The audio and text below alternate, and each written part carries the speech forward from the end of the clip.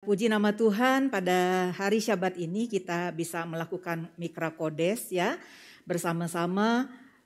Hari ini saya perhatikan lumayan jumlah jemaat yang hadir ya.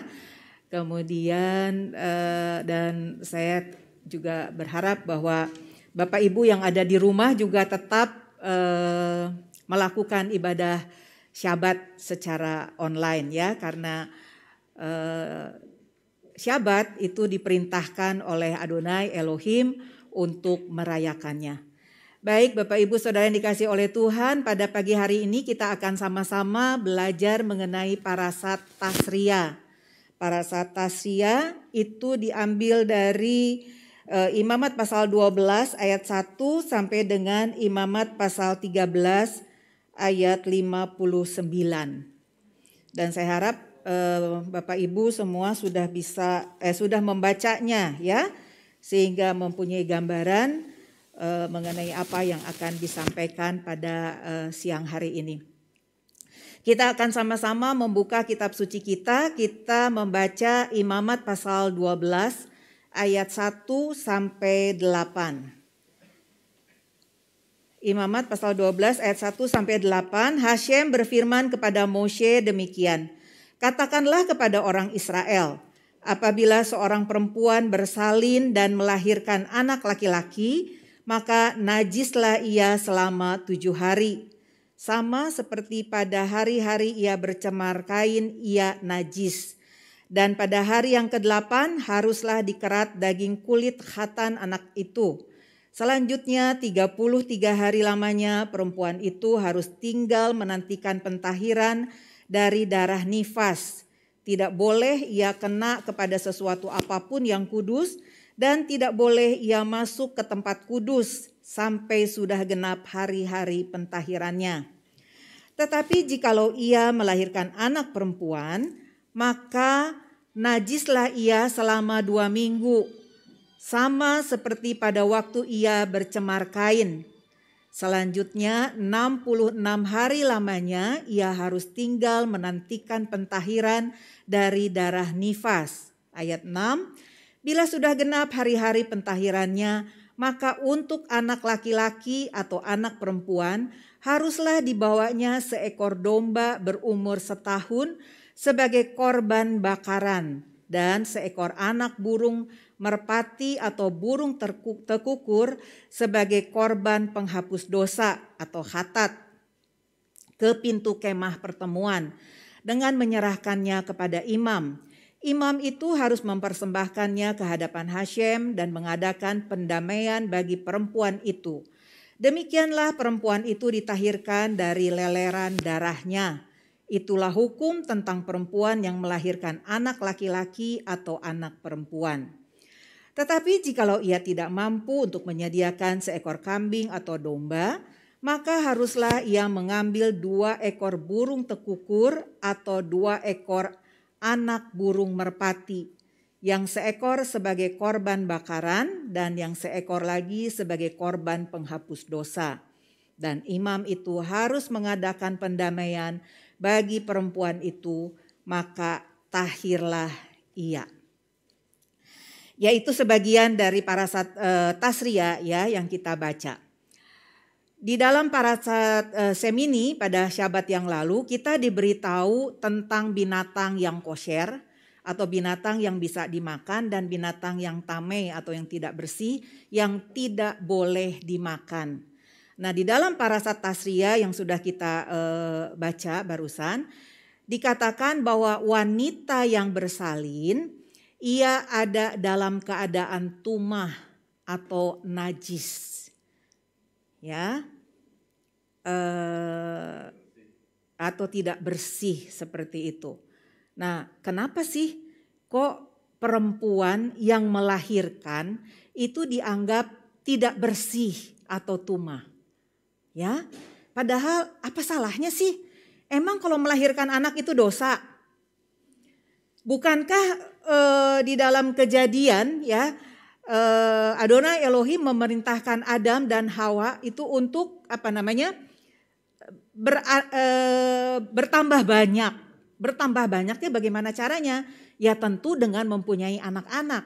Tetapi barusan kita membaca wanita yang melahirkan kok dibilangin ada dalam keadaan tidak bersih, ya. Lalu masalahnya itu di mana?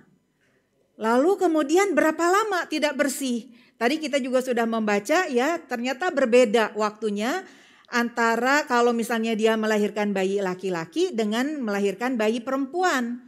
Kalau untuk bayi laki-laki itu dia ada dalam keadaan tidak bersihnya itu selama 7 hari ya. Kemudian ditambah 33 hari, jumlahnya 40 hari. Untuk anak perempuan 2 kali lipatnya, yaitu 14 dan 64. Nah, dari mana ini keluar angka-angka ini ya? Terus Ya ini satu pertanyaan yang mengganggu saya. Tapi saya nggak tahu ya bagi saudara, mengganggu saudara atau enggak ya. Terus terang Bapak Ibu Saudara yang dikasih oleh Tuhan, waktu kita belajar Torah dan sampai kepada kitab Imamat, saya merasa kitab Imamat ini adalah kitab yang paling sulit. Ya, kitab yang paling sulit karena ada banyak hal itu yang waktu saya membacanya itu saya harus mengerutkan kening saya seperti itu ya. Jadi saya perlu banyak referensi gitu supaya saya bisa mengerti apa sih yang dimaksud dengan ayat-ayat yang ada di dalam kitab Imamat. Dan tentunya tidak lupa saya juga berdiskusi gitu banyak dengan Bapak Gembala tentang hal ini ya.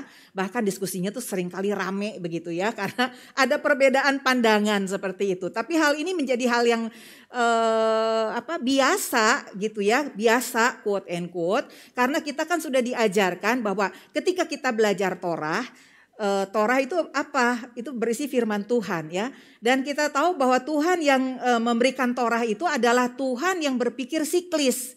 Sehingga firman-Nya juga harus dipahami secara berpikir siklis gitu, nggak bisa hanya satu sisi saja atau linear seperti itu ya. Nah itu yang terjadi ketika saya mempersiapkan baik itu untuk Sabbath School ataupun juga ketika saya harus menyampaikan daftar Torah untuk umum seperti yang sekarang ya. Nah pertanyaannya adalah seperti tadi saya katakan, apakah wanita yang mengandung dan melahirkan itu berdosa? Karena tadi kita sudah membaca ya, setelah selesai masanya dia itu harus mempersembahkan korban hatat atau korban penghapus dosa dan korban olah atau korban bakaran. Nah mungkin di antara saudara berpikir, wah ini kesempatannya nih ya. Kesempatannya gitu untuk menyalahkan Torah gitu kan. Nah kan saya udah bilang kalau belajar Torah itu membuat kita tuh jadi bingung. Jadi hese begitu ya, jadi susah kayak begitu ya. Masa perempuan melahirkan kok disebut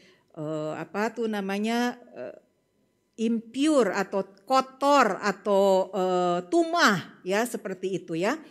Ya udah sih Injil aja cukup kok gitu ya. Nah saudara tahu Injil itu artinya apa? Kabar baik ya. Dan kabar baik pertama kali itu muncul di dalam Torah. Di mana? Ada yang masih ingat? Lupa. Kejadian pasal 3 ayat 15.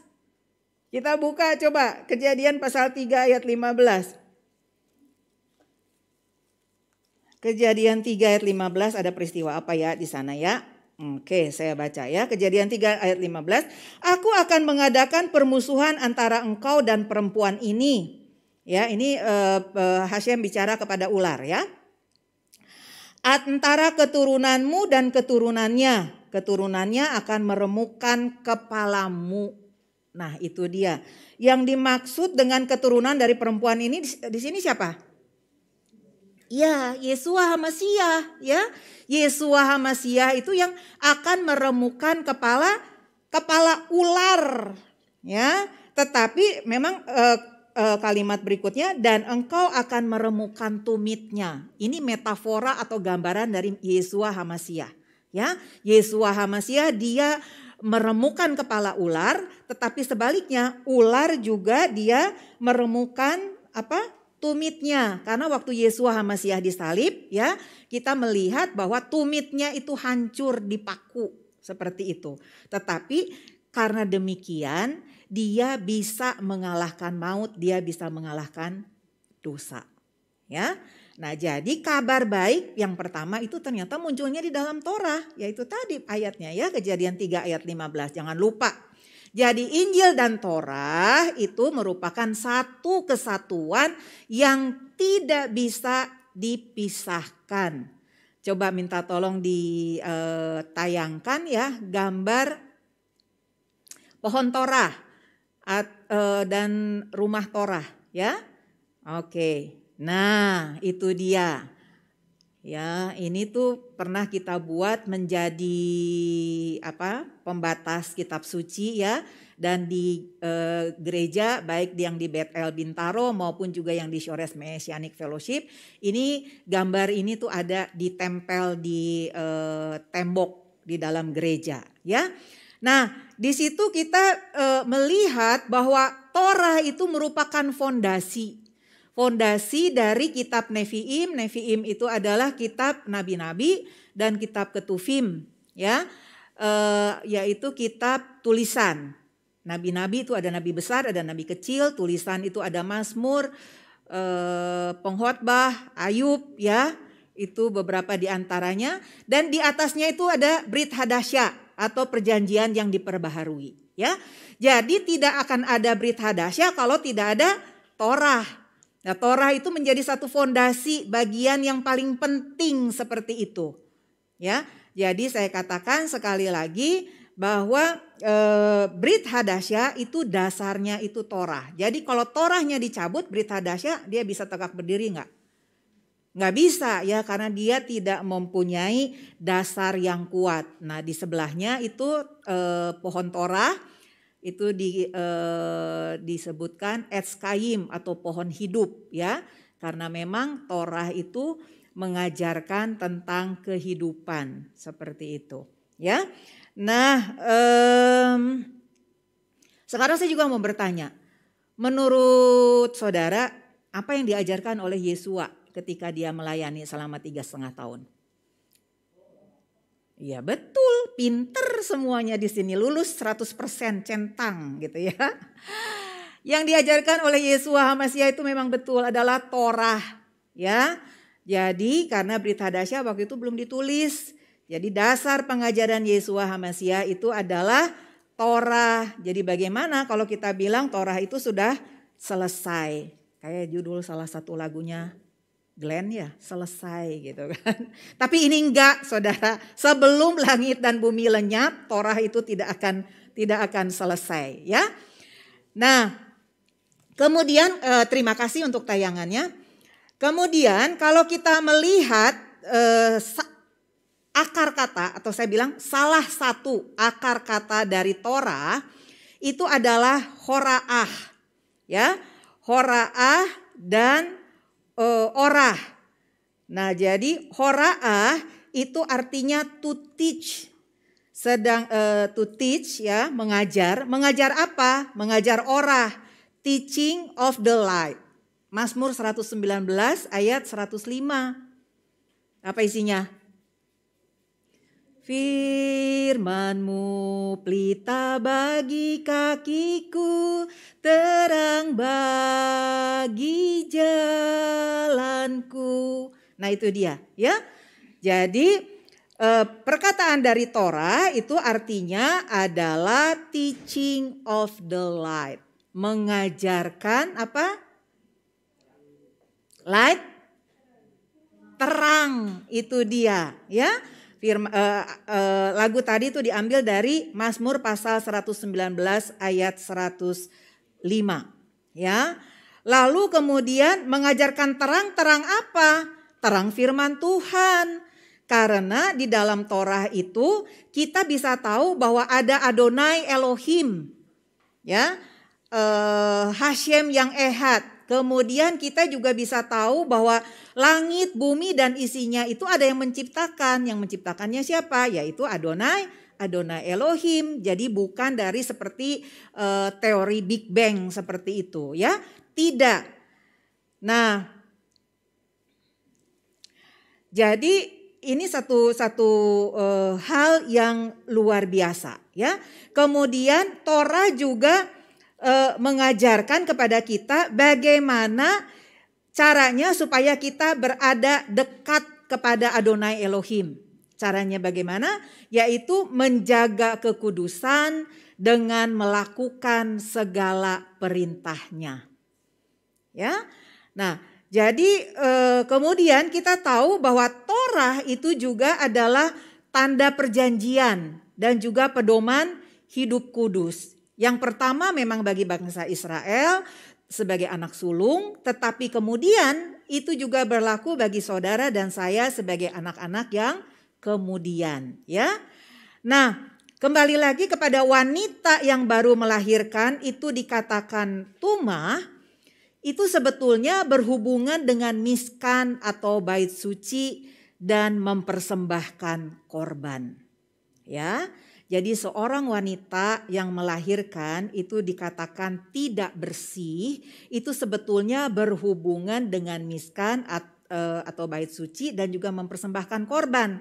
Karena mereka itu dilarang untuk masuk ke bait suci, dan ke bait suci itu untuk apa? Untuk mempersembahkan korban. Jadi otomatis ya kalau dia dilarang masuk ke bait suci, dia juga dilarang mempersembahkan korban. Nah, mengapa demikian? Ya, yaitu memang perintah Adonai Elohim. Jangan lupa ya, ada 3 macam mitzvot. Masih ingat saudara 3 macam mitzvot? Yang pertama apa? Mispatim. Ya, mispatim itu adalah perintah-perintah yang mengatur hubungan antar sesama manusia. Jadi mengasihi sesama manusia itu masuk ke dalam mispatim. Kemudian yang kedua itu edot. Edot itu apa? Kesaksian, ya. Kesaksian itu perintah untuk merayakan hari raya. Nah, karena setiap hari raya itu bicara tentang Yeshua HaMashiach dalam istilahnya apa? Kepenuhannya, ya. Jadi bukan hanya Yeshua HaMashiach adalah Tuhan dan Juru Selamat, udah selesai, full stop gitu di situ. Enggak, ya. Tetapi melalui hari raya kita belajar tentang fungsi-fungsi Mesias Yeshua, ya. Nah, kemudian yang ketiga itu adalah kukim. Kukim ini adalah perintah yang tidak disebutkan alasannya. Pokoknya Tuhan memerintahkan sesuatu, dia sebagai raja di atas segala raja, Tuhan di atas segala Tuhan. Ya kita harus tunduk gitu loh kepada perintahnya. Kita harus tunduk kepada otoritasnya. Contohnya apa? Ya ini salah satunya ya. Kenapa perempuan yang melahirkan itu dikatakan ada dalam keadaan tidak bersih. Kemudian juga kenapa waktu pentahbisan bait suci itu diperlukan ada abu lembu merah ya. Kemudian juga mengenai kosher, mengenai mikveh bagi wanita yang sudah selesai masa nidahnya termasuk juga masa melahirkannya.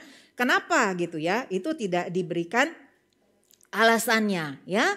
Nah, tadi saya katakan bahwa Torah itu adalah pengajaran. Melalui parasat tasria kita diingatkan ya, parasat tasria yang berbicara tentang wanita yang melahirkan itu disebut impure atau tidak bersih. Kita diingatkan dengan kisah jatuhnya Adam dan Hawa ke dalam dosa. Ya. Nah, itu bisa saudara baca di dalam Kejadian pasal 3. Tuhan menciptakan Adam dan Hawa itu ada dalam keadaan murni. Ya, tidak berdosa. Nah, Adam dan Hawa sebagai manusia pertama itu mereka hidup bersama dengan Hashem di Taman Eden. Mereka itu mempunyai dan menikmati hubungan yang akrab, tidak berjarak. Ya, jadi antara Adam, Hawa dan Adonai Elohim itu hubungannya itu tidak berjarak seperti itu, ya. Jadi Adam dan Hawa itu mereka tidak memerlukan miskan atau bait suci supaya mereka bisa mendekat kepada Hashem. Nggak perlu, ya. Karena apa? Seperti tadi saya bilang, Adam dan Hawa itu diciptakan dalam keadaan murni. Jadi Adam dan Hawa itu dia tidak kesulitan untuk datang mendekat kepada Hashem dan masuk menikmati hadiratnya. Mereka tidak perlu korban untuk membuat mereka juga menjadi dekat kepada Hashem. Jadi hubungan Adam, Hawa dan Hashem itu merupakan satu hubungan yang perfect, hubungan yang yang sempurna begitu ya. Jadi tidak memerlukan apa-apa. Ya, begitu dekatnya hubungan Adam Hawa dengan Hashem. Tetapi kemudian ada sesuatu yang terjadi. Dosa, betul sekali. Tadi siapa yang ngomong? Oh iya, Bu Sheila. Ya, betul sekali Bu Sheila. Ya, dosa. Dosa itu yang merusak hubungan Adam Hawa dengan Hashem. Dosa itu yang memisahkan Adam Hawa dengan Hashem. Ya, dosa apa yang dilakukan? Hawa dia melanggar perintah untuk tidak makan buah pengetahuan baik dan buruk, ya. Buah dari pohon ini masih kedengeran ya? Masuk suaranya jelas? Oke. Enggak, maksud saya di online-nya jelas ya? Oke. Ya. Nah, tunggu, jadi lupa lagi ya, terdistrak. Oke. Nah, jadi dosa itu yang mengubah hubungan Adam Hawa dengan Hashem. Karena Hawa melanggar perintah Hashem untuk tidak memakan buah dari pohon pengetahuan baik dan buruk ya. Itu saudara bisa baca di dalam Kejadian pasal 3 ayat 6, saya nggak akan buka ya. Sehingga akhirnya Hashem menghukum ular yang sudah merayu Hawa begitu, lalu Hawa kena rayu ular dan kemudian dia mengajak Adam gitu ya. Jadi berentet gitu ya. Jadi karena itu saya ingatkan kembali, hati-hati dengan dosa saudara. Karena dosa itu dia nggak cukup cuma berhenti di saudara aja ya. Dia akan mengajak orang lain juga untuk melakukan hal yang sama. Kemudian saya pernah katakan juga, kalau kita tidak cepat-cepat menyelesaikan dosa kita di hadapan Tuhan dengan bertesufah, dengan bertobat dan memohon ampun, maka dosa itu akan beranak pinak. Ya, jadi susah lagi nih dari mana awalnya, mana ujungnya gitu, mana pangkalnya udah nggak tahu lagi karena udah terlalu banyak muter-muter di situ seperti benang kusut. Ya, nah lalu kemudian Hashem dia mengutuk ular sehingga ular itu dia berjalan dengan perutnya. Tidak lagi dengan kakinya tetapi dengan perutnya. Sehingga dengan demikian ular itu adalah binatang pertama yang disebut unclean. Selain binatang yang lain ya, binatang yang lain itu baru kemudian. Tapi yang pertama itu adalah ular ya. Nah lalu kemudian Hashem dia menghukum ular. Bagaimana dengan Adam dan Hawa? Karena dia adalah Hashem yang adil, ya sama-sama harus dihukum juga. Ya Hawa nggak bisa bilang, itu kan karena ular begitu kan ya aku hukum aja ularnya. Enggak, emang ular merayu kamu ya, mencoba mempengaruhi kamu. Tapi ketika kamu bertindak mengambil buah itu adalah murni tindakan kamu seperti itu. Ya, lalu kemudian sehingga Hawa itu juga dihukum. Dihukumnya apa? Kita baca aja deh Kejadian pasal 3 ayat 14 sampai 19 daripada nanti saya salah ya. Oke, kita buka. Kejadian 3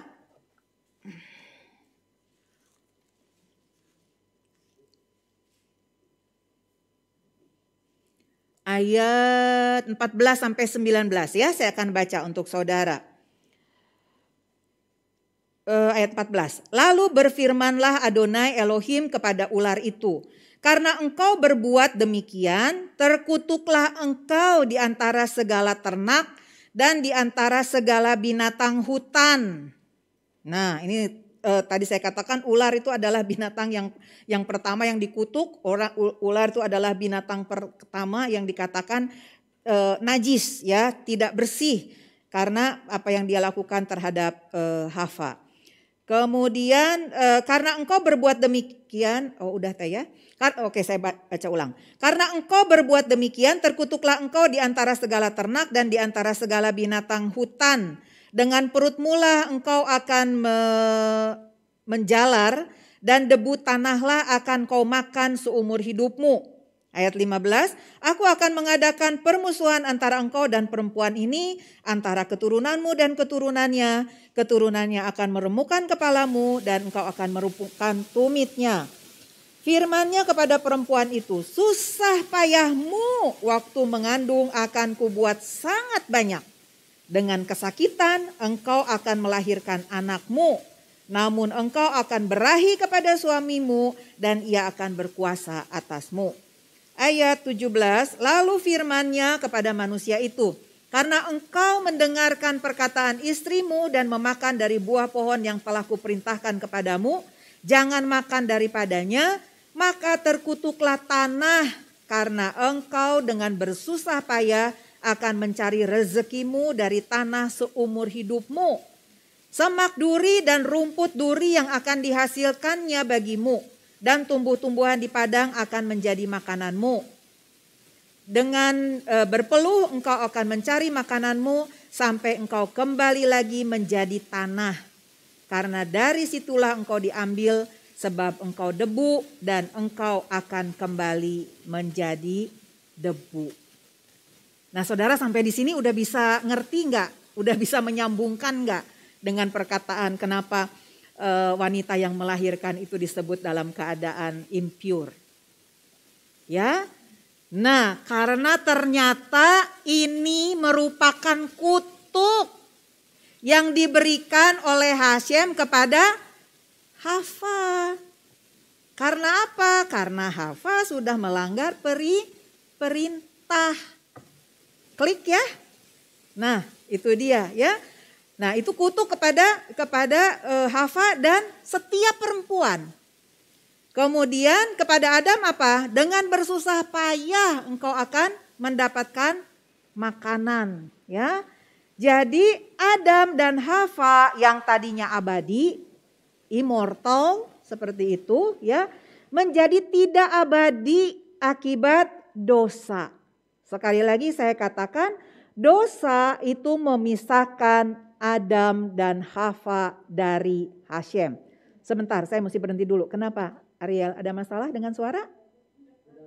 Enggak, oke. Ya, rupanya saya harus rajin-rajin memantau gitu ya, supaya saudara yang ada di rumah juga bisa terus mendengarkan saya ya.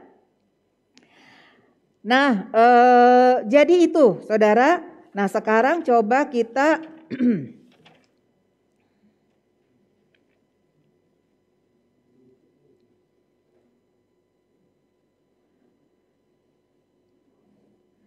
kita kembali ya.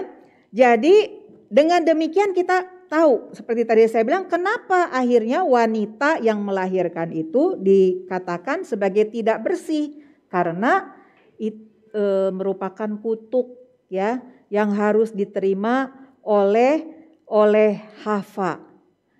Nah, jadi merupakan bagian dari kutuk di Taman Eden yang harus dibereskan dengan mempersembahkan korban khatat.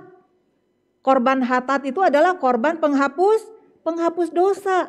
Nah, kalau kita melihat orang sekarang saya mau bertanya kepada saudara. Nah, kalau demikian orang yang melahirkan itu berdosa atau enggak sih? Hah? Tidak. Ya, orang yang melahirkan anak itu tidak berdosa. Ya, tetapi yang berdosa itu siapa? Hawa. Ya, dan akibat perbuatannya dosanya itu turun kepada seluruh perempuan. Karena tadi jelaskan di dalam Kejadian 3 kita membaca Tuhan itu mengutuk Hawa. Kalau misalnya kamu bukan hanya bersalin tapi susah payahmu ketika kamu mengandung, benar nggak? Kan banyak orang tuh ya yang waktu mengandung tuh susah banget gitu kan. Termasuk salah satu diantaranya tuh saya ya. Susah banget. Bukan saya yang mau tapi memang keadaannya begitu gitu ya. Sampai ada juga kan beberapa orang tuh yang harus dirawat di rumah sakit. Harus dikasih infus segala macam karena tidak ada masukan makanan atau cairan yang bisa masuk ke dalam tubuhnya gitu. Karena selalu dikeluarkan seperti itu. Nah kisahnya itu kita kembali kepada Kejadian pasal 3 tadi. Nah, lalu kemudian karena itulah Adonai Elohim memerintahkan setiap wanita yang sudah selesai masa nifasnya, buat laki-laki itu umur 7 ya, yaitu hari ke-8 tuh dia udah bisa datang mempersembahkan korban. Buat perempuan itu setelah 14 hari dia bisa mempersembahkan korban penebus dosa. Itu maksudnya itu adalah itu ya. Karena di dalam Roma pasal 15 di situ dikatakan bahwa dosa itu telah masuk ke dalam dunia melalui siapa? Satu orang. Luar biasa ya, satu orang yang berbuat, seisi dunia yang harus menanggung akibatnya. Jadi jangan main-main saudara ya. Nah, sekarang pertanyaan berikutnya adalah, tadi udah terjawab ya. Mengapa gitu kok perempuan yang melahirkan itu disebut impure atau tidak bersih begitu ya. Nah tadi sudah dijawab melalui Kejadian pasal 3. Nah sekarang pertanyaan berikutnya adalah, atau ini cuma saya doang yang bertanya gitu ya ketika Bapak Ibu membaca gitu nggak ada pertanyaan oke-oke aja gitu atau kumaha gitu ya, saya nggak tahu. Tetapi oke lah, atau mungkin saya bisa mewakili saudara ya. Sekarang pertanyaan berikutnya adalah mengapa masa tumah melahirkan anak laki-laki itu berbeda dengan anak perempuan. Tadi kan kita sudah baca, ya berbeda. Nah, saudara, tadi dikatakan anak laki-laki itu dia ada dalam keadaan tidak bersihnya itu selama 7 hari, ya. Selama 7 hari kalau kita lihat gematria, setiap angka Ibrani itu kan ada gematrianya ya. Dan itu setiap angka itu punya artinya, ada artinya. Kita tahu angka 7 itu adalah angka sempurna dan lengkap. Ya. Nah, jadi pada hari ke-7 itu sudah dia sudah sempurna, sudah lengkap sehingga dia bisa mempersembahkan korban. Lalu kemudian anak perempuan 14 itu merupakan apa? Kelipatan dari 7. 7 ditambah 7 14. Jadi apa istilahnya cycle-nya tuh di situ ya, kelipatan 7 ya. Nah, lalu kenapa gitu laki-laki 7, kenapa perempuan 14? Nah, karena memang berbeda. Perempuan melahirkan anak laki-laki ya sudah selesai sampai di situ ya. Nanti laki-laki itu dia akan bertumbuh menjadi anak, menjadi pemuda, menjadi dewasa, dia menikah seperti itu, mempunyai istri dan kemudian mempunyai anak begitu. Nah, berbeda dengan anak perempuan, saudara. Nah, waktu wanita itu dia melahirkan seorang anak, dia itu memberikan kehidupan, betul nggak? Ya, baik laki-laki maupun perempuan. Nah, tetapi kenapa perempuan itu 2 kali lipat? Karena nanti si bayi perempuan itu dia akan bertumbuh besar, menjadi seorang istri, menjadi seorang ibu. Sehingga 2 kali gitu loh. Ngerti ya? Ya, karena nanti tuh bayi perempuan yang akan yang dilahirkannya itu satu saat dia juga akan menjadi seorang ibu, akan melahirkan seorang bayi lagi gitu. Nah, itu dia alasannya. Kenapa yang laki-laki itu cuma 7, sedangkan yang perempuan itu 14. Kenapa yang laki-laki itu 40, kenapa yang perempuan itu 80. Karena itu sekali lagi ya, satu cycle, jadi kelipatan. Nah kelipatan 80 itu kan adalah kelipatan dari 40 kali 2. 40 tambah 40 itu 80 ya. Nah sekarang apa tuh namanya, tadi sudah saya katakan, angka 7 itu adalah angka sempurna dan angka lengkap. 14 itu merupakan kelipatan dari angka 7. Nah sekarang angka 40. Ya. Angka 40 itu juga ternyata angka penting. Angka 40 itu juga disebutkan sebagai angka pencobaan. Kenapa? Oke, tadi ada yang jawab, Yesua dicobai 40 hari, betul. 1. Tapi awalnya gitu, kenapa?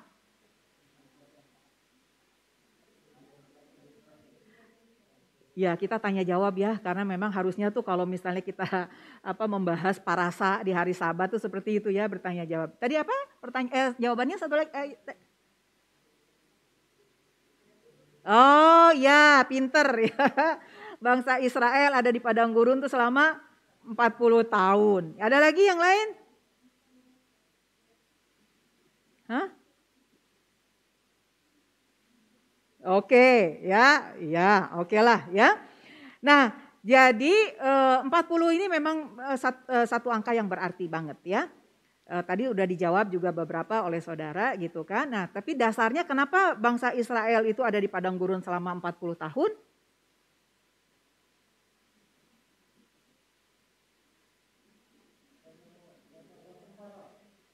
Lason hara. Oke. Tapi ada lagi yang lebih pas. Kenapa?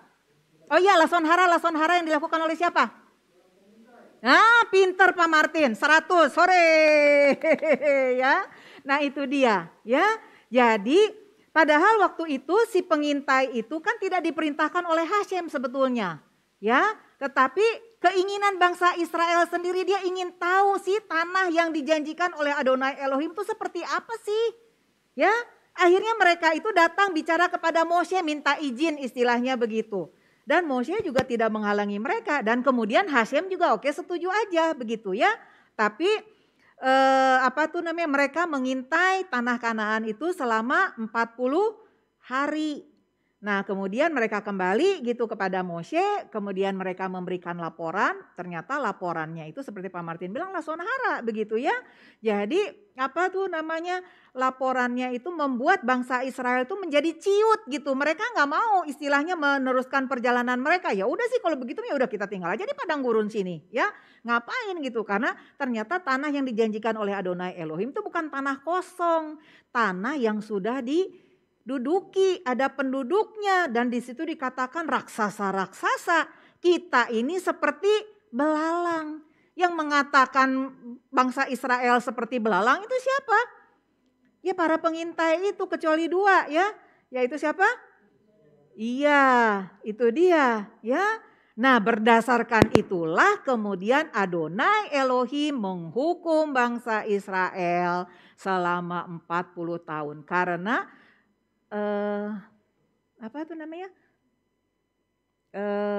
saya jadi lupa. Latar belakangnya itu 1 hari sama dengan 1000 tahun ya di hadapan Tuhan ya. Ada kan ya?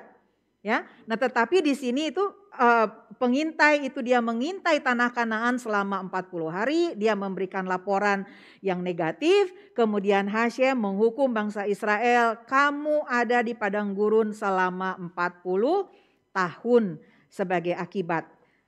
Karena kamu lebih mendengar laporan dari para pengintai yang tidak percaya kepada keperkasaan Hashem. Bayangkan ya, waktu itu bangsa Israel sudah mengalami banyak sekali mujizat, dan mujizatnya itu bukan mujizat main-main, mujizat yang luar biasa selama ada di bawah pimpinan Adonai Elohim. Tetapi ketika dia mendengar kabar buruk sedikit aja, maka imannya itu udah jatuh berantakan. Ya, hal yang sama sebetulnya terjadi dengan saudara dan saya. Benar enggak? Kalau saya sih bilang benar ya, saya pernah mengalami hal itu juga gitu ya. Karena hal kecil misalnya membuat saya itu jadi marah. Hal kecil tuh membuat saya jadi jengkel, hal kecil tuh membuat saya jadi ya marahlah sama Tuhan begitu ya. Padahal kalau dibandingkan dengan kebaikannya, dibandingkan dengan kasihnya, itu enggak ada apa-apanya saudara ya. Nah, lalu kemudian setelah selain 40 itu berbicara tentang angka pengintai, kemudian bangsa Israel lamanya ada di padang gurun ya.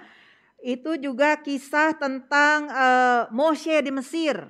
Moshe di Mesir tinggal di istana Firaun itu selama 40 tahun. Saudara bisa baca di dalam Kisah 7 ayat 23. Sebelum kemudian Moshe itu keluar untuk menghampiri saudaranya bangsa Israel, tapi apa yang dia lihat ya, ternyata bangsanya itu sedang berkelahi begitu dengan orang Mesir sehingga akhirnya Moshe membunuh orang Mesir. Lalu kemudian 40 tahun dia ada di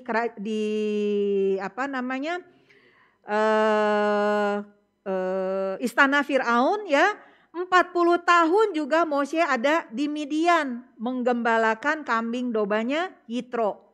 Itu bisa dibaca di Kisah 7 juga, tapi ayatnya ayat 30 ya. Nah, lalu kemudian 40 juga bicara tentang Moshe, dia di Gunung Sinai. Berapa kali Moshe di Gunung Sinai? 2 kali ya. Yang pertama itu dia menerima loh batu yang pertama ya. Dia ada di Gunung Sinai 40 hari 40 malam. Dia tidak makan, tidak minum di sana. Kemudian Moshe naik lagi ke Gunung Sinai dan diam di sana selama 40 hari 40 malam juga. Setelah kejadian bangsa Israel menyembah anak lembu emas. Lalu tadi juga ada yang mengatakan Yesua juga puasa selama 40 hari sebelum kemudian dia dicobai oleh iblis ya. Dan juga Yesua itu dia menampakkan diri berkali-kali dan mengajar, menguatkan murid-muridnya selama 40 hari setelah dia bangkit.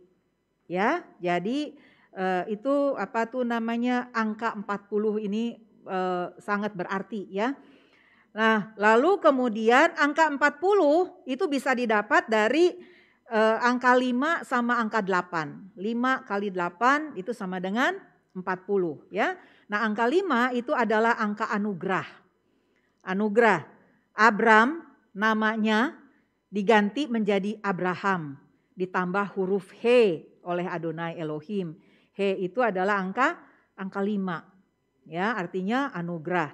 Kemudian 8 itu adalah angka revival dan angka renewal. Jadi kalau tadi ya yang pertama itu adalah angka 8 itu adalah angka pencobaan ya.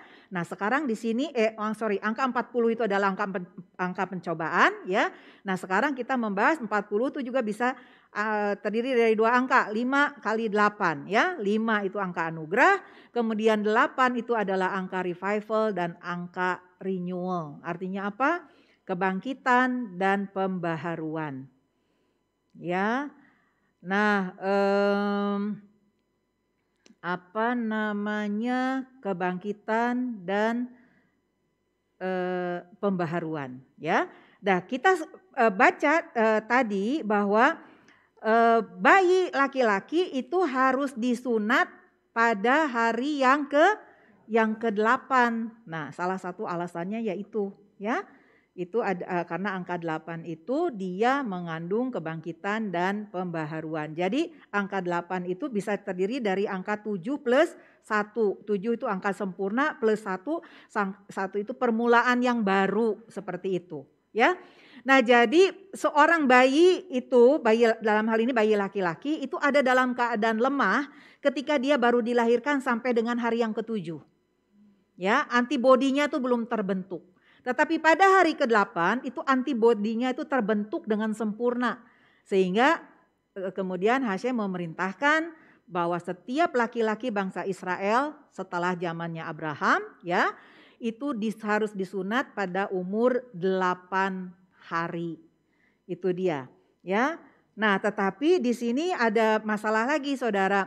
Seperti tadi saya katakan, banyak juga bangsa Israel itu yang bertanya. Ya, bukan hanya kita bangsa-bangsa, tapi bangsa Israel juga banyak yang bertanya, kenapa sih yang pertama tadi, kenapa sih orang wanita melahirkan disebut kotor begitu ya, impure, tumah begitu kan. Nah, sekarang juga pertanyaannya, kenapa sih bayi laki-laki umur 8 hari itu harus disunat gitu. Ya, bukankah mereka masih bayi gitu kan, mereka kan nggak ngerti gitu, nggak ngerti apa-apa gitu. Lalu ya kalau misalnya kayak begitu, lah kenapa juga harus disunat kalau kayak begitu, ya? Nah, jadi ini pertanyaan yang diajukan oleh bangsa Israel zaman now. Nah, ini mungkin juga jadi pertanyaan juga bagi saudara dan saya, ya, karena menurut seorang rabi bahwa 60% bangsa Israel itu mereka itu sekarang itu adalah bangsa sekuler, 60%. Bayangin lebih dari setengah ya, 60% bangsa Israel itu sekuler. Artinya cuma 40% yang apa? Ya? Ya, ya oke lah, yang rohani ya, cuma 40% seperti itu ya. Tetapi kemudian para rabi menjawab ya, bahwa yang pertama balik lagi tadi kan ada 3 kategori perintah ya, yaitu mispatim, edot, dan kukim. Nah ini perintah menyunatkan bayi umur 8 hari itu juga adalah kukim ya. Jadi ya udah sih nggak usah dipermasalahkan gitu ya, karena ya itu diperintahkan gitu, sederhana aja sebetulnya ya. Ya karena yang memerintahkan itu adalah Adonai Elohim begitu. Tetapi mungkin Kejadian pasal 17 ayat 10 sampai 14 mungkin bisa membuat kita mengerti ya, salah satu alasannya. Kejadian pasal 17 ayat 10 sampai 14 ya. 17, 10, 14. Oke, saya akan baca. Inilah perjanjianku yang harus kamu pegang. Perjanjian antara aku dan kamu serta keturunanmu. Yaitu setiap laki-laki di antara kamu harus disunat. Haruslah dikerat kulit khatanmu dan itulah akan menjadi tanda perjanjian antara aku dan kamu.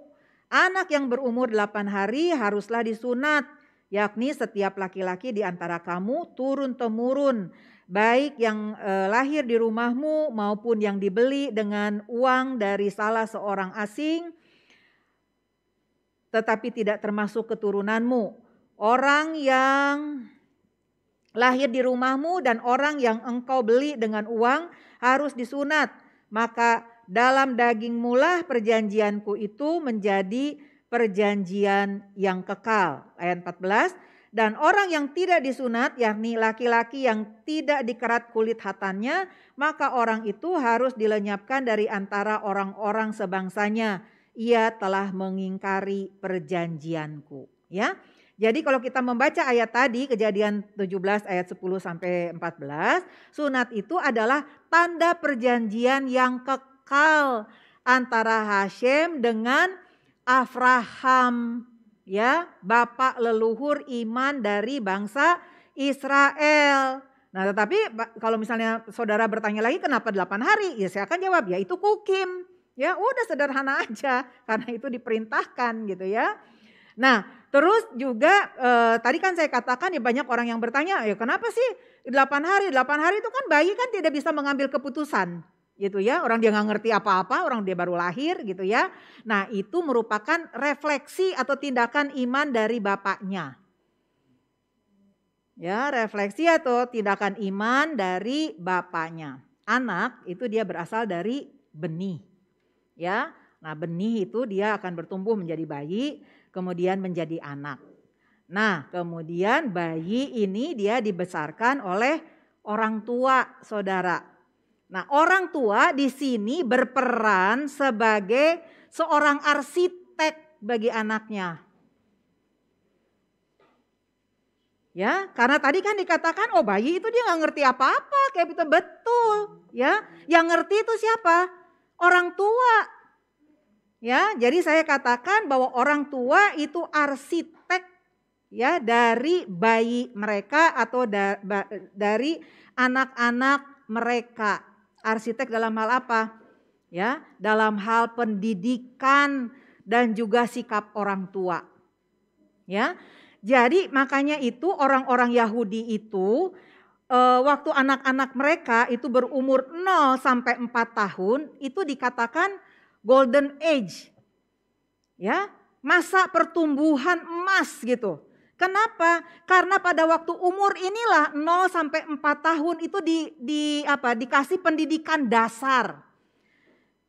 Pendidikan dasar bagaimana mereka harus menyembah Adonai Elohim, bagaimana mereka harus bersikap terhadap orang tua, ya, diajarkan mengenai etika, diajarkan mengenai segala sesuatu yang baik, kebenaran firman Tuhan itu diajarkan oleh orang-orang tua bangsa Israel pada waktu anak-anak mereka berumur 0 sampai 4 tahun. Nah, kalau misalnya orang tua tuh ngajarin sesuatu hal yang gak benar, ya anaknya juga ya akan tumbuh menjadi anak yang tidak benar, saudara.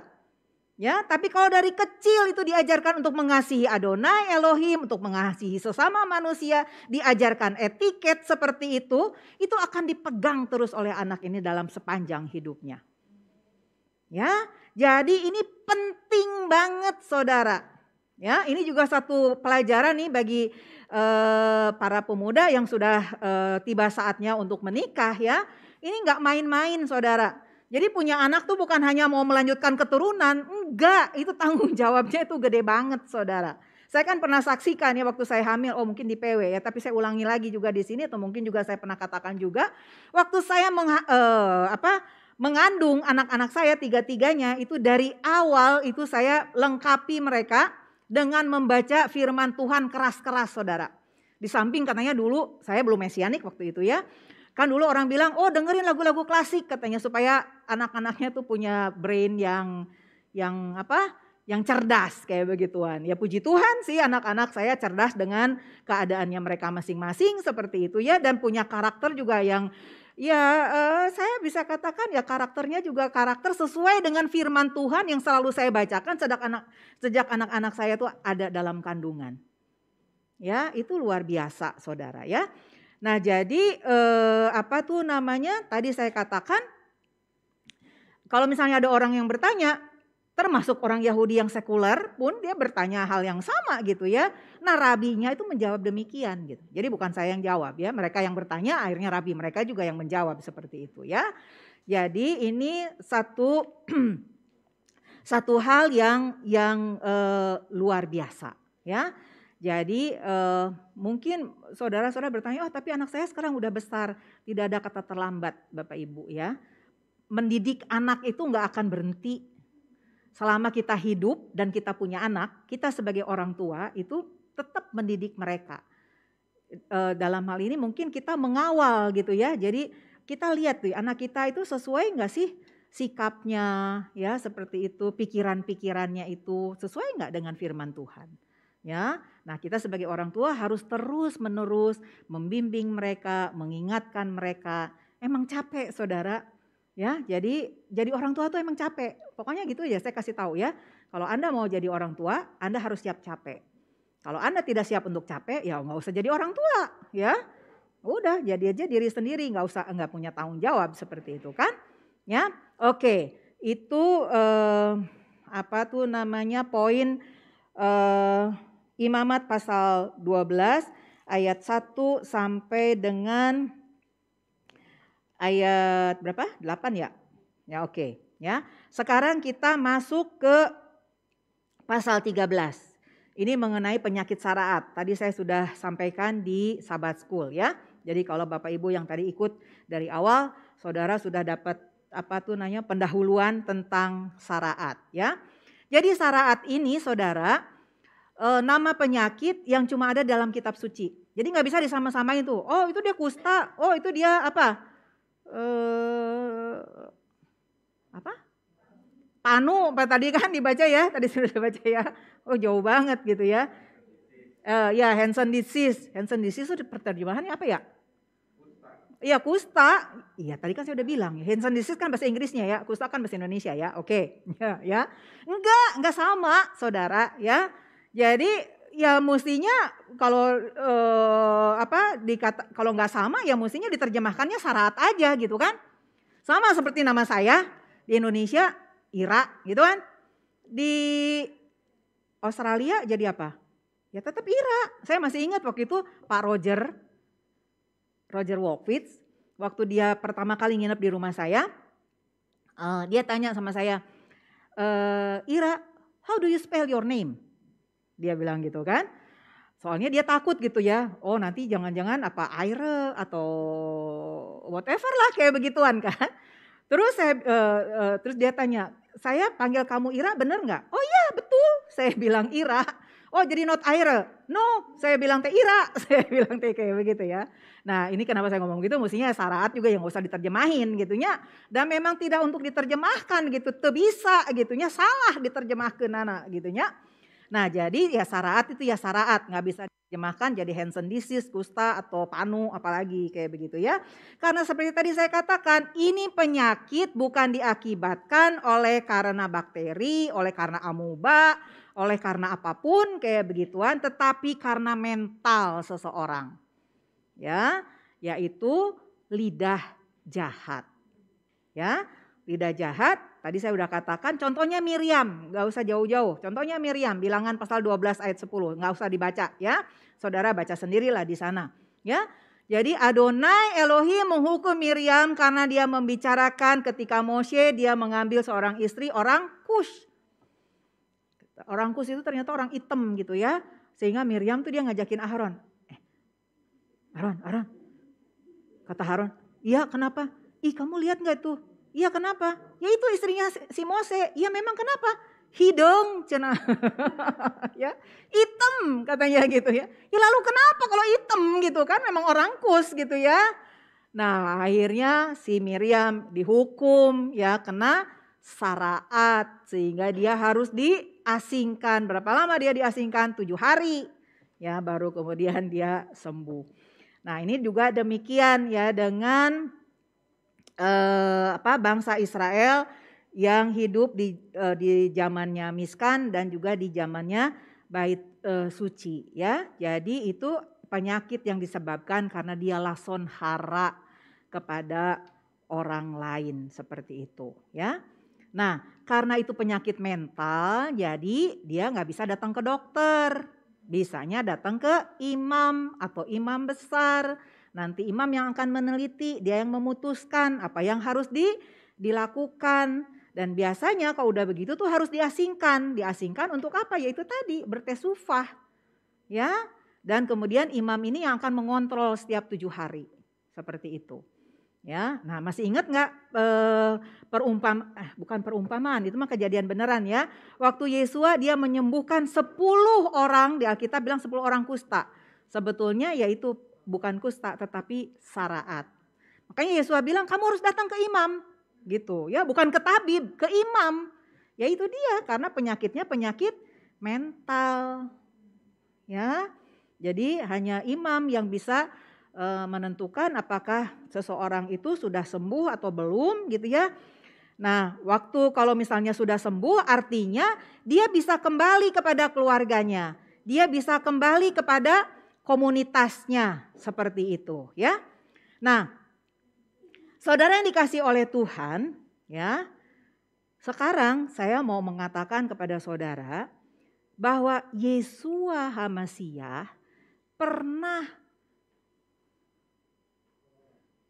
kena Saraat, tetapi bukan karena dia lason hara kepada orang lain, tetapi karena dia yang harus menanggung dosa saudara, dosa saya, dosa seluruh isi dunia. Kapan Yesua mengalaminya? Ketika dia tergantung di kayu salib dari jam 9 pagi sampai jam 3 petang. Ya. Oleh karena itu mengapa Yesua mengatakan Eli, Eli, lama sabachthani. Elohimku, Elohimku, mengapa engkau meninggalkan aku? Saudara kebayang gak ya? Yesua HaMasiah, anak tunggal Bapa di surga yang gak pernah terpisahkan. Sekarang dia terpisah dari jam 9 sampai jam 3 petang. Berapa lama tuh? 6 jam. Kenapa bapaknya tuh sampai meninggalkan Yesua? Ya karena pada waktu itu dia ada dalam keadaan Saraat. Kotor. Karena dia harus menanggung dosa seisi dunia. Itu yang dikatakan di dalam Yesaya pasal 53 ayat 4 sampai 5 ya. Kita buka Yesaya pasal 53 ayat 4 dan 5. Kalau ada yang udah ketemu? Yesaya 53 ayat 4 dan 5. Oke, saya tetap baca ya. Tetapi sesungguhnya penyakit kitalah yang ditanggungnya dan kesengsaraan kita yang dipikulnya. Padahal kita mengira dia kena tulah, dipukul dan ditindas Elohim. Tetapi dia tertikam oleh karena pemberontakan kita. Dia diremukan oleh karena kejahatan kita. Ganjaran yang mendatangkan keselamatan bagi kita ditimpakan kepadanya. Dan oleh bilur-bilurnya kita menjadi sembuh. Amin saudara. Sebentar lagi, nih tanggal 15 kita akan merayakan Pesak. Ya. Kita akan merayakan Pesak. Tapi sebelum itu ya, saya mau menghubungkan ini masa pengasingan karena seseorang kena syaraat itu dengan masa pengasingan karena pandemi corona. Ya, seperti kita tahu, kita ini sudah 2 tahun lebih ada dalam keadaan pandemi corona. Ya. Menurut saya, dengan adanya pandemi corona itu merupakan pengasingan alamiah bagi kita semua anak-anak Tuhan. Kenapa? Ya, karena melalui pandemi corona ini itu sebetulnya warning dari Hashem buat kita semua. Bagi kita yang peka. Saya katakan bagi kita yang peka. Ya. Karena apa? Karena kedatangan Hashem itu sudah di depan pintu, saudara. Oh, saudara pikir gini, dulu juga ada flu Spanyol, ada flu babi, ada kolera, ada apa lagi? Coba sebutkan. Tapi itu penyakit itu ya tidak mendunia, saudara. Sedangkan corona itu seluruh dunia mengalami hal yang sama. Ya, mengalami hal yang sama. Jadi ini seluruh dunia tuh kena, dampaknya itu luar biasa. Jadi ini memang benar-benar masa penyaringan, ya. Siapa yang bertahan, dia yang akan selamat. Ya. Lalu pertanyaannya sekarang bagaimana ketika pandemi itu sudah menjadi endemi? Nah, sekarang Indonesia itu kan sedang berusaha ya menuju ke endemi. Jadi corona ini bukan lagi pandemi tapi menjadi endemi. Lalu kemudian kalau nanti Indonesia sudah menjadi endemi, apakah keadaannya menjadi normal? Kembali seperti semula sebelum terjadi pandemi corona? Betul, jawabannya tidak akan pernah normal kembali. Saya katakan demikian. Tidak akan pernah normal kembali sebelum ada pandemi corona. Kenapa saudara? Ya, kemarin saya menghadiri ada musyawarah wilayah 1 aras 2 hari ya. Jadi ini memang minggu yang sibuk bagi saya begitu kan, tapi ya luar biasa lah ya. Nah, terus dalam khotbahnya hamba Tuhan ini mengatakan, nanti kalau sudah masa endemi nih, ya orang yang akan kembali ke gereja itu menurut perkiraan dia cuma 20%. Yang 80%-nya mereka nggak mau balik ke gereja. Kenapa? Karena udah nyaman di rumah. Sama seperti saya juga di sini kan, setiap pengumuman, kita tuh ibadahnya udah hybrid ya, online sama offline ya. Meskipun dibatasi begitu kan, tetap prokes. Yang datang ini sekarang ada berapa? Gak sampai 50 kan ya? Saya batasi sampai 50 loh, gak pernah ada sampai 50. Pesak tahun lalu sama Rosasana juga gak pernah sampai 50, cuma 40-an sekian. Pada kemana?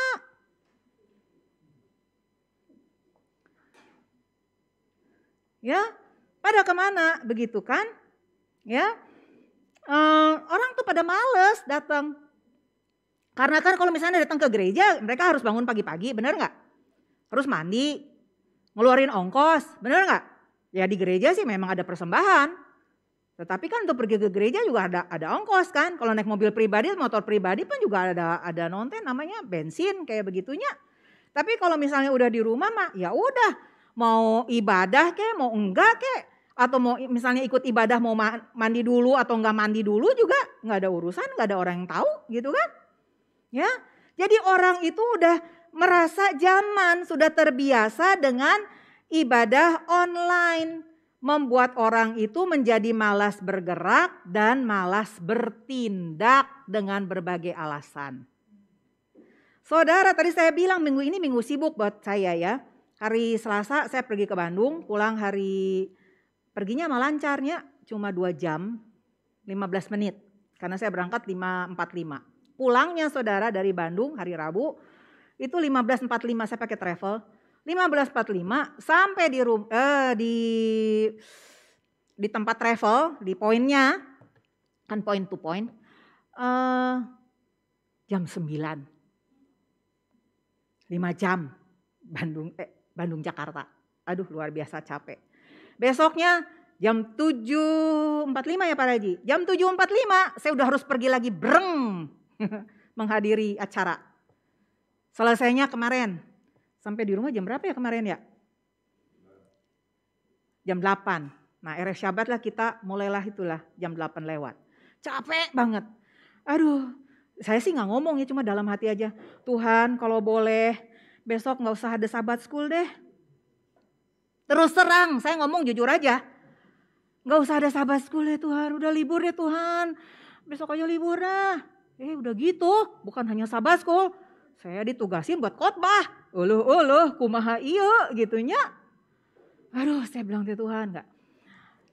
Tapi terus akhirnya saya bilang Tuhan dalam segala kelemahankulah aku melayani Engkau. Ya, Engkau yang akan memberikan kekuatan kepadaku untuk bisa terus melayani Sabat School dan juga menyampaikan daftar Torah pada pagi hari ini. Ya puji Tuhan dengan kekuatan dari Hashem ya saya bisa melakukannya. Karena saya berpikir begini, kalau saya minta libur gitu sama Tuhan, saya gak bisa ngebayangin. Kalau Tuhan libur mengasihi saya 1 jam aja, gimana caranya? Saya cuma berpikir itu doang saudara. Ya, gimana kalau Tuhan libur, Tuhan juga bilang, aku capek Ira sama kamu, aku libur ya 1 jam aja. Nah waktu saya percaya itu suara Ruach HaKodes gitu ya, untuk memberikan kekuatan kepada saya untuk bangkit lagi, untuk semangat lagi. Saya bilang oke Tuhan, saya siap, tetapi Engkau yang memberikan kekuatan kepadaku. Selesai sudah. Ya, nah saudara yang dikasihi oleh Tuhan ya, kembali lagi kepada orang itu udah merasa nyaman di rumahnya masing-masing. Ya, ada banyak orang kan yang gue bilang,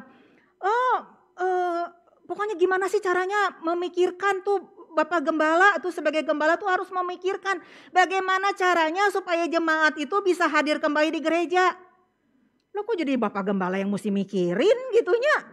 Ya itu mah kehendak bebas masing-masing dong ya. Bapak Gembala kurang apa sih? Memberikan semangat, disentil-sentil juga waktu khotbah. Tapi kalau orang gak mau melangkah, lalu Bapak Gembala yang mesti disalahin gitu. Tidak fair itu mah. Ya, bukan karena Bapak Gembala suami saya gitu, enggak ya. Tetapi justru kalau saya perhati itu tergantung dari kitanya semuanya saudara. Ya, kita perhatikan deh youth. Youth waktu belum ada pandemi, ada ibadah youth enggak? Enggak ada ya? Enggak pernah ada ibadah youth. Kalau di Bintaro mah ada, di Shores mah enggak pernah ada ibadah youth. Cuma naonten namanya family camp doang. Atau enggak itu retret pemuda, bener enggak ya? Tapi enggak pernah ada ibadah youth di Shores. Ya. Sekarang masa pandemi, mereka tuh ada ibadah tuh sebulan 2 kali namanya pemuridan. Ya. Konsisten mereka melakukan meskipun yang hadir awalnya cuma berapa? Yang setia hadir berapa youth? Oh boro-boro 10 maminyan. Enggak, 6 berapa? 8. Ya 7, 8. Tapi mereka tetap setia tuh. Tetap ada aja setiap minggu pertama dan minggu ketiga. Ya, bahkan waktu udah saya umumkan begitu minggu pertama bulan lalu kali ya, bulan Maret ya. Banyak tuh yang ikut, ada yang dari Papua, ada yang dari mana lagi. Terus kemudian viewernya juga ternyata bisa sampai 3.100 ya. Ya, saya nggak tahu tuh yang kemarin minggu ketiga ada berapa, saya nggak monitor. Ya seperti itu. Terus kemudian mereka juga ditantang untuk membuat program 5 minutes to know. Apalagi?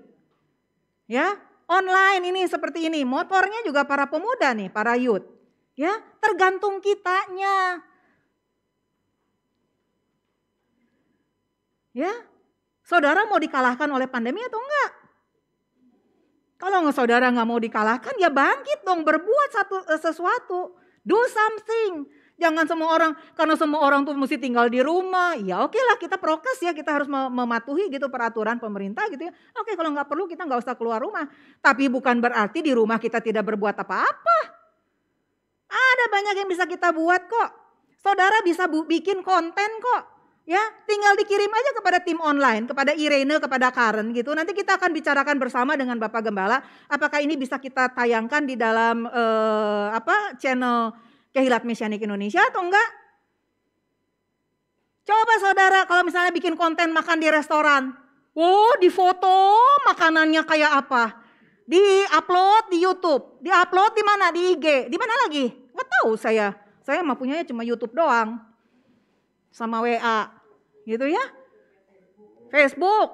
Nah, saya nggak punya Facebook. Ya.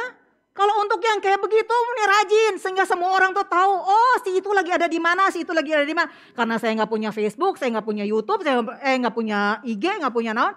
Ya saya cuma dengar aja laporannya. Terus, Bu, si ini ternyata ada di sana ya. Bu, si ini ternyata ada di sini. Nggak tahu, saya bilang. Ya lalu kalau misalnya mereka ada di mana, emang urusan gue. Bukan lagi. Ya. Halo, saudara, dikalahkan? Atau nggak mau dikalahkan oleh pandemi? Jangan mau dikalahkan. Ya, do something. Ya. Bagaimana dengan Mikra Kodes? Perintah Mikra Kodes. Itu masih Ibu Irawe. Karena pengen jemaatnya datang lagi. Enggak, itu bukan perintah saya, itu perintah Hashem. Baca Imamat 23 ayat 1-3. Coba baca Imamat 23. Siapa yang mau baca? 23 ayat 1-3. Oke, lama saya baca sendiri ya. Hashem berfirman kepada Moshe, berbicaralah kepada orang Israel dan katakan kepada mereka, hari-hari raya yang ditetapkan Hashem yang harus kamu maklumkan sebagai waktu pertemuan kudus. Nah, apa itu? Waktu pertemuan kudus. Waktu perayaan yang kutetapkan adalah yang berikut. 6 hari lamanya boleh dilakukan pekerjaan, tetapi pada hari yang ke-7 haruslah ada. Ya. Hari apa? Iya. Yakni hari. Pinter. Janganlah kamu melakukan sesuatu pekerjaan, itulah Sabat bagi Hashem di segala tempat kediamanmu. Yang ngomong siapa? Hashem. Bukan si Ira. Ya, gimana dengan perintah ini, Mikra Kodes, saudara? 2 tahun pandemi, 2 tahun juga kita ada 2 putaran ya.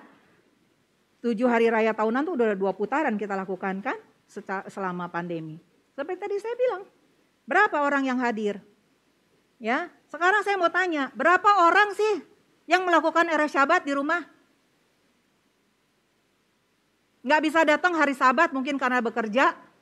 Saya tanya, berapa orang yang melakukan Eresh Syabat di rumah? Ya. Kemudian Mikra Kodes hari Sabat, berapa orang yang hadir? Saya suka kasihan sama Pak Martin ya. Pak Martin bilang, iya Pak, gimana lah caranya supaya orang tuh hadir? Saya bilang ke Pak Martin, Pak, saya bilang banyak orang yang saya kan suka japri-japri itu. Banyak orang yang bilang, iya Bu, kangen Bu, pengen ketemu Bu. Tapi cuma ngomong doang, gak pernah datang. Ya kumaha tuh, saya juga gak mau ngejar-ngejar terus. Nanti membuat dia tambah berdosa di hadapan Tuhan karena janji-janji terus kan. Gak mau, saya juga kasihan sama dia. Udahlah, gak usah lah. Kayak begitu ya. Terserah wenya mau kumaha gitu nya. Nah, terus nanti saya ngomong sebentar lagi Pesak jadi membludak dehnya yang hadir gitu ya. Enggak juga saudara, nanti habis selesai ibadah kita mau ngatur meja nih. Mau ngatur meja berapa orang sih yang bisa kita tampung di jamuan Seder Pesak ya. Nanti kalau udah selesai nanti saya umumkan. Ya, ada berapa orang. Nah, terus setelah dikurangi oleh para pelayan Tuhan gitu ya, masih ada sisa kuota berapa. Nah, itulah saudara bisa hadir di situ, ya. Jangan terlambat mah ya punten we kalau kursinya tidak ada gitu ya. Oke. Saudara yang dikasih oleh Tuhan. Nah, jadi kembali lagi kepada ini ya. Jadi masa pandemi ini saya anggap sebagai masa tesufah, saudara. Ya. Saya anggap sebagai masa tesufah. Itu dia, ya. Kalau saudara menyadari hal itu, kemudian saudara mengakui bahwa iya memang betul saya ini adalah orang berdosa, begitu ya. Dan saya ingin kembali didekatkan atau menjadi dekat kembali dengan Hashem, begitu ya. Itu artinya ya masa tesufah saudara itu selesai, saudara sembuh dari penyakit saraat. Tapi kalau saudara merasa ya fine-fine aja sih, ngapain sih? Ya imam juga bilang, kamu belum bisa balik ya. Ya, kamu itu aja mesti terpisah kayak begitu ya. Nah, Ibrani pasal 10 ayat 25. Ibrani 10 ayat 25. Ini ayat yang terakhir nih, saya tanya nih. Saya lempar kepada saudara, siapa yang mau baca? Oke, Pak Sem, silakan Pak Sem.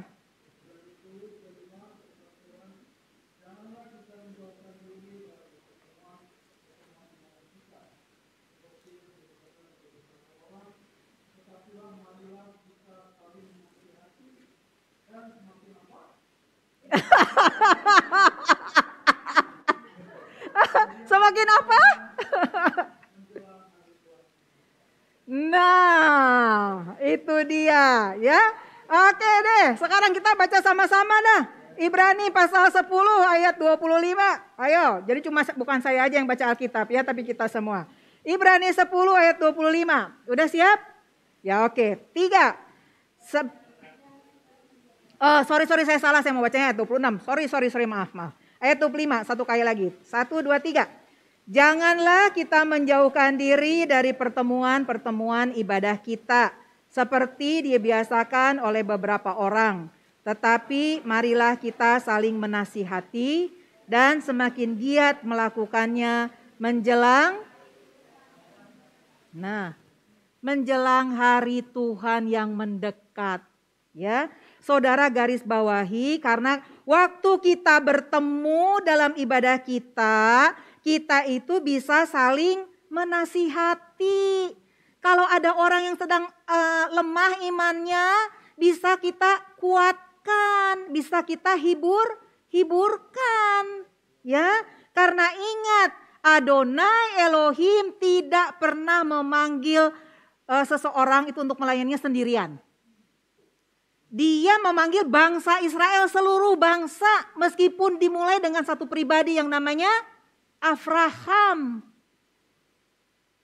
Ingat ya, jadi kita juga kalau misalnya harusnya kalau kita selamat ya jangan sendirian, kita juga ngajak orang lain juga untuk selamat bersama-sama dengan kita.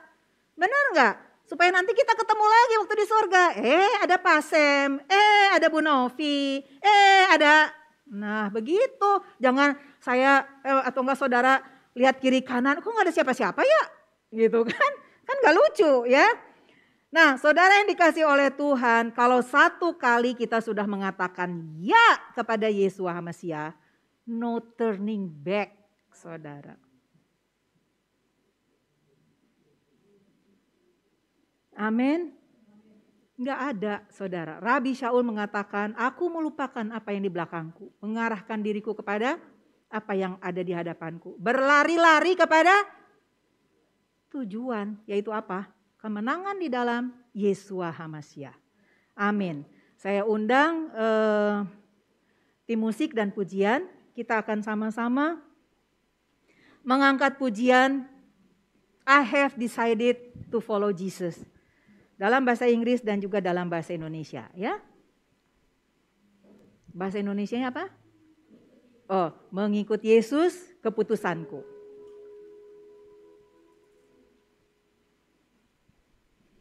Dan nanti Bapak Gembala akan menutup dalam doa.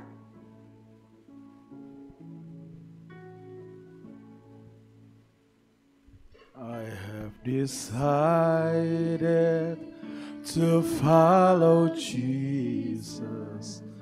I have decided to follow Jesus. I have decided to follow Jesus. No turning back. No turning back. I have decided to follow Jesus. I have decided to follow Jesus. I have decided to follow Jesus. No turning back. No turning back. Mengikut Yesus keputusanku. Mengikut Yesus keputusanku. Mengikut Yesus keputusanku. Ku tak ingkar. Mengikut Yesus. Mengikut Yesus keputusanku. Mengikut Yesus keputusanku. Mengikut Yesus keputusanku. Ku tak ingkar. Ku tak ingkar. Follow Jesus. To follow Jesus. I have decided to follow Jesus. I have decided to follow Jesus. No turning back. No turning. I have decided to follow Jesus. I have decided to follow Jesus. I have decided to follow Jesus. No turning back. No turning back. No turning back. No turning back. No turning back. No turning back. Demikian Bapa Surgawi, kami menyatakan bahwa kami akan terus mengiring Mesias Yeshua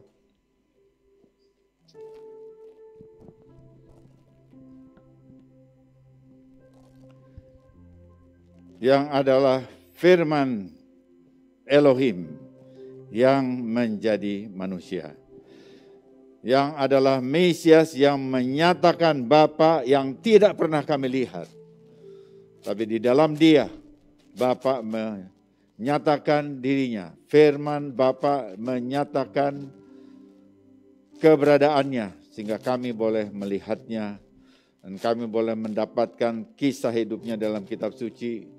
Dan kami bersyukur Bapa, Engkau telah mengirimkan firman yang telah menjadi manusia, Yeshua HaMashiach, menjadi juru selamat kami.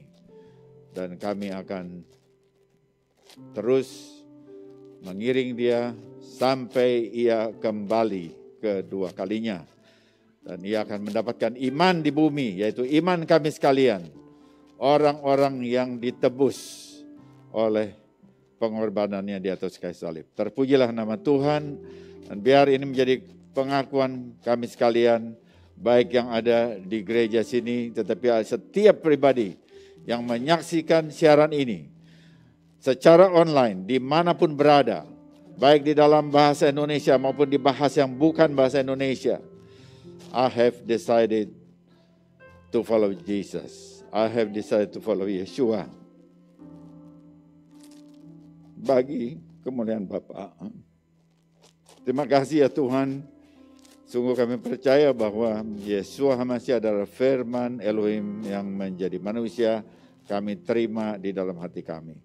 Dan Dia boleh menjadi Tuhan dan Juru Selamat kami. Ia penguasa hidup kami bagi kemuliaan Bapa di surga. Haleluya, terima kasih Tuhan, dan biar Tuhan dengan kuasa Mesias Yeshua, dengan pimpinan Ruach Kodes, kami boleh melalukan segala sesuatu yang tidak murni, yang tidak bersih di dalam kehidupan kami. Supaya kami boleh menjadi umat yang bersih di hadapan Tuhan.